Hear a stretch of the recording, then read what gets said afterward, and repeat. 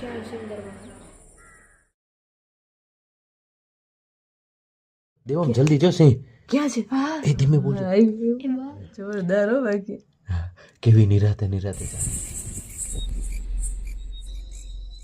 આજે જલજીલણી 11 છે. આજે શ્રી કૃષ્ણચંદ્ર પરમાત્માની પૂજા અને દર્શન કરવાથી ભક્તોના તમામ દુઃખ દૂર થાય છે. તેથી આપણે તુલસીશ્યામ જઈ રહ્યા છીએ. ત્યાં આપણે શ્રી કૃષ્ણ ભગવાનના દર્શન કરીને પવિત્ર થશું. આપણે રાત્રિના 2:45 વાગ્યે રાજકોટથી તુલસીશ્યામ તરફ જવા માટે નીકળ્યા છીએ. આપણે ગોમટાવાળા રસ્તેથી વડિયા, બગસરા અને ધારી થઈને ટિમ્બરવા ચેકપોસ્ટમાંથી જંગલમાં પ્રવેશ કરીને જંગલના અનન્ય અને આહલાદક સૌંદર્ય સાથે સોળે કળાએ ખીલેલ પ્રકૃતિની મજા માણતા માણતા તુલસીશ્યામ પહોંચીશું. રસ્તામાં અમરનગર નામના ગામમાં રામા મંદિર રમાતું હતું. તે જોવાનો પણ લાવો મળ્યો. હવે તો શહેરમાં રહેતા લોકો અને તેમાં પણ ખાસ કરીને મારી જેવડી ઉંમરના બાળકોને તો ખબર પણ નહીં હોય કે રામા મંદિર એટલે શું.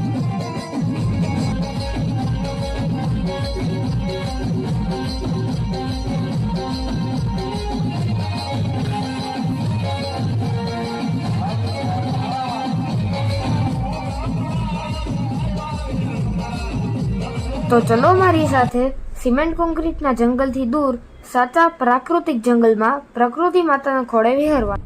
એટલે મિત્રો મારી સાથે વિડીયોમાં જોડાયેલા રહેજો, જેથી શ્રી કૃષ્ણ ભગવાનના દર્શનની સાથે સાથે ગીરના જંગલમાં વિચરતા પશુ પંખીઓ પણ જોવા મળશે. અને હા મિત્રો, તમને એક વસ્તુ કહેતા જ રહી ગઈ કે અમે રાત્રે રસ્તામાં સિંહણ પણ જોયેલ હતી, જે તમને વિડીયોમાં આગળ જોવા મળશે.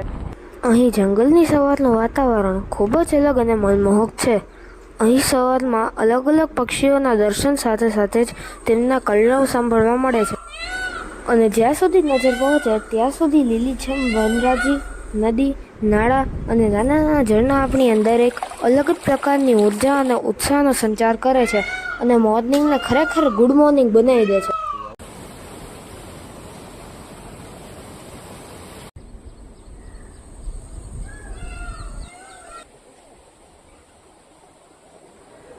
આપણે તુલસીશ્યામ પહોંચી ગયા છીએ. આ જગ્યાનું ધાર્મિક અને પૌરાણિક મહાત્મય છે. સ્વર્ગના દેવો અને ભગવાન વિષ્ણુ સાથે આ જગ્યા જોડાયેલી છે. અહીં જલંધરના પત્ની વૃંદા તુલસી રૂપે અને ભગવાન વિષ્ણુ શ્યામ સ્વરૂપે વિરાજમાન છે, એટલે આ જગ્યાનું નામ તુલસીશ્યામ પડ્યું છે. એક બીજી વાયકા મુજબ ભગવાન શ્રી કૃષ્ણએ તુલ નામના રાક્ષસનું વધ અહીંયા કર્યું હતું, એટલે આ જગ્યાનું નામ તુલસીશ્યામ પડ્યું. અહીં વિષ્ણુ એટલે કે શ્યામજી મંદિર ઉપરાંત રૂક્ષ્મણીજીનું મંદિર છે, જે 400 પગથિયા ચડીને ડુંગર પર આવેલું છે. આપણે ત્યાંના પણ દર્શન કરીશું. આ જગ્યામાં ટ્રસ્ટ દ્વારા બનાવેલું અતિથિગૃહ અને ધર્મશાળા આવેલી છે, તેમજ યાત્રિકો માટે અન્નક્ષેત્ર અને ચા પાણીની વ્યવસ્થા પણ છે. અહીંથી થોડે દૂર ગૌશાળા છે અને ગરમ પાણીના કુંડ પણ છે. અહીં ચારે બાજુ ગીરનું જંગલ હોવાથી આજુબાજુમાં કોઈ ગામ નથી. મિત્રો, આ તુલસીશ્યામનું બસ સ્ટેન્ડ છે. આ સાથે બસનું ટાઈમ ટેબલ પણ બતાવ્યું છે, તમે વિડીયો પોઝ કરીને જોઈ શકો છો. મિત્રો, આ ગરમ પાણીના કુંડ છે. અહીંયા મહિલાઓ અને પુરુષો માટે નાહવાની અલગ વ્યવસ્થા છે. આ પાણીમાં સલ્ફરની માત્રા વધુ હોવાથી ચર્મરોગમાં ફાયદાકારક છે. અહીંયા નાની એવી માર્કેટ છે. અહીંયા ચા, કોફી, નાસ્તો અને કોલ્ડ ડ્રિંક્સ મળી જશે.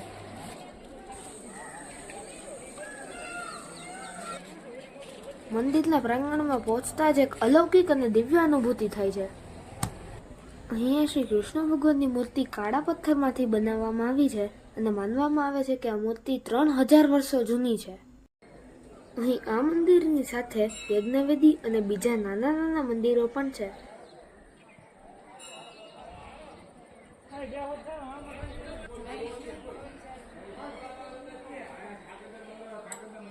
તો ચાલો હવે આપણે શ્રી શ્યામસુંદર મહારાજના દર્શન કરીને તેમના આશીર્વાદ મેળવીને પાવન થઈએ.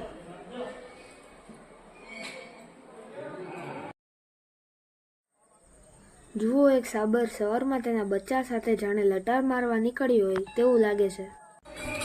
બપોરના સમયે એક સાબર મંદિરના પ્રાંગણમાં જલજીલણી 11 પૂજા કરવા આવેલા ભક્તોની વચ્ચે આરામથી કોઈ પણ જાતના ડર વગર ફરી રહ્યું છે.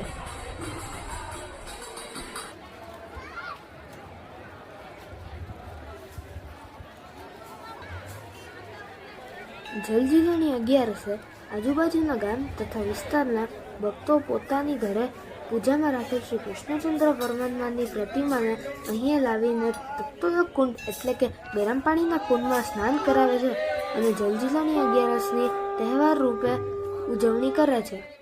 મિત્રો, આ એન્ટી ગ્રેવિટી પોઈન્ટ છે. સાદી ભાષામાં સમજાવીએ તો અહીં ગુરુત્વાકર્ષણ બળ કામ નથી કરતું. અહીં ગાડીને બંધ રાખી તો તે સ્થિર રહેવાની બદલે ચડતા ઢાળ તરફ ચાલવા લાગે છે. તો ચાલો આપણે પણ ટ્રાય કરીએ.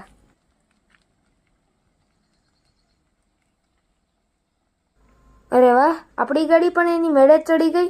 આ વસ્તુ માનવામાં આવે એવી છે જ નહીં. અને મિત્રો, તમને પણ એકવાર અહીંયા આવીને ટ્રાય કરવું જોઈએ.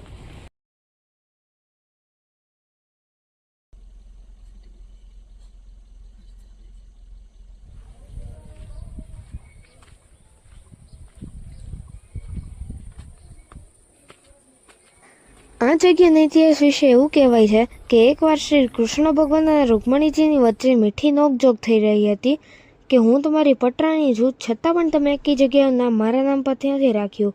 જવાબમાં શ્રી કૃષ્ણ ભગવાન ખાલી મુસ્કુરાય છે. ત્યારે રૂકમણીજી ભોજન બનાવતા હતા. ત્યારે રૂકમણીજી હાથમાં લોટનો પિંડો લઈને રિસાઈને આ ડુંગર પર આવી ગયા હતા. આજે પણ તેમની પ્રતિમાના હાથમાં લોટનો પિંડો દેખાય છે.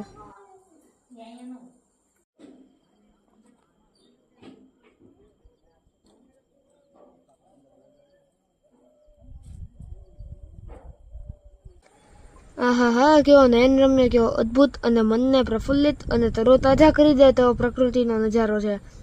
દોસ્તો, પ્રકૃતિની આવી મજા માણવા માટે ચોમાસાથી શ્રેષ્ઠ બીજી કોઈ ઋતુ હોય જ ન શકે. ચારે તરફ દૂર દૂર સુધી માત્ર ગીરનું જંગલ, પક્ષીઓના કલરવ, લીલાછમ વૃક્ષો અને વૃક્ષોથી અછતીત ડુંગરમાળા જ દેખાય છે. દોસ્તો, આ અદ્ભુત દૃશ્ય જોઈને તન અને મન બંને આનંદમય બની ગયા.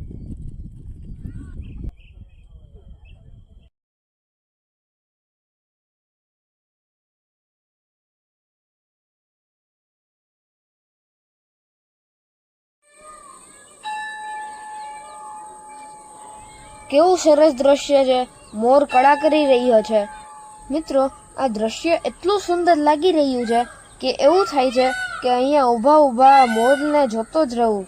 બસ જોતો જ રહું.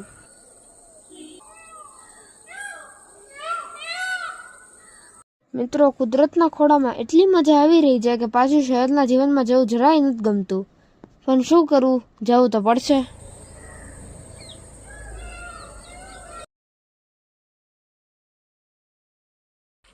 અહીંયા બીજા પ્રાણીઓની સાથે જ વાંદરાઓ પણ ઘણા છે અને તેમની ઉછળકૂદ આખો દિવસ ચાલુ જ હોય છે.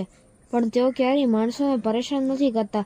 પરંતુ ઘણી વખત માણસો પ્રાણીઓને હેરાન કરવાનું ચૂકતા નથી. ત્યારે વિચાર આવે છે કે બેઉમાંથી વધુ કોણ સમજદાર, પ્રાણી કે પછી માણસ?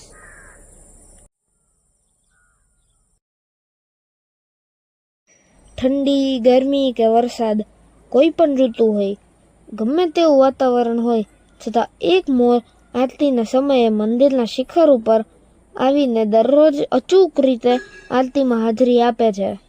મારી દ્રષ્ટિએ તો આ એક ચમત્કાર જ કહેવાય.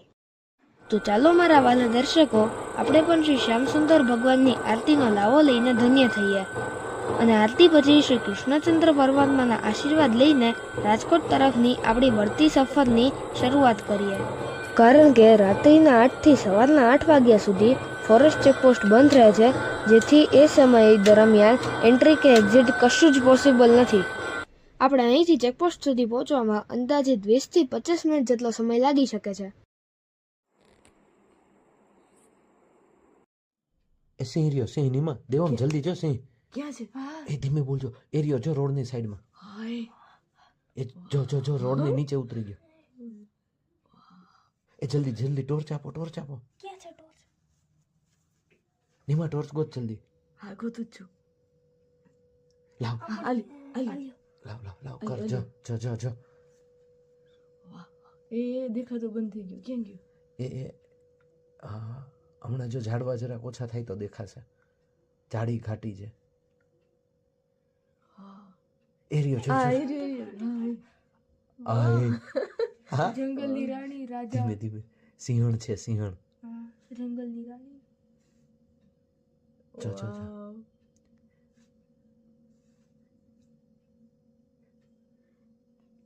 કેમ ટોર્ચ બંધ થઈ ગઈ? ખબર નહીં. ચાલુ થઈ ગઈ. હા આવ્યું. રોડ ઉપર આવતી લાગે છે. હા. અને એમાં રોડ ઉપર કેવી હાલી જાય છે હે? અરે વાહ. બધે માણસો આવા લકી નથી હોતા, જોવા મળે. રેકોર્ડિંગ ચાલુ છે ને? હા હા, ચાલુ જ છે, ચાલુ જ છે. દેવમ જોજ કેવી મજા આવે છે. જોવો છું. આ બાજુ કેવી મજા આવે છે. બહુ જ મજા આવે ડેડી. એમ ને? સિંહણ અરે વાહ. સિંહણ. હા હા, એ જોરદાર હો બાકી. હા, કેવી નિરાતે નિરાતે ચાલી જાય છે હે? એ મને લાગે છે શિકાર કરીને ખાઈ પીને હાલવા નીકળી છે. વોકિંગ કરે છે, વોકિંગ. બાપરે બાપ. બધું પતી જાય. જબરજસ્ત ચાલુ છે હો બાકી. જોરદાર. આપણે લકી છીએ હો, આપણને આ જોવા મળી. બાકી માણસોને જોવાય ન મળે આવી રીતે.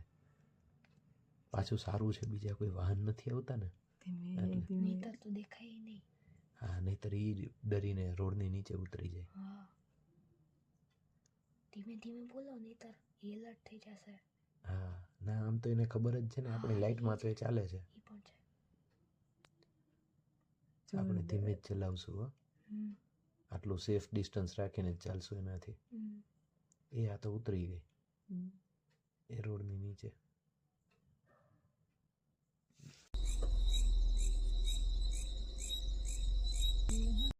રાખજે. લે રાખ.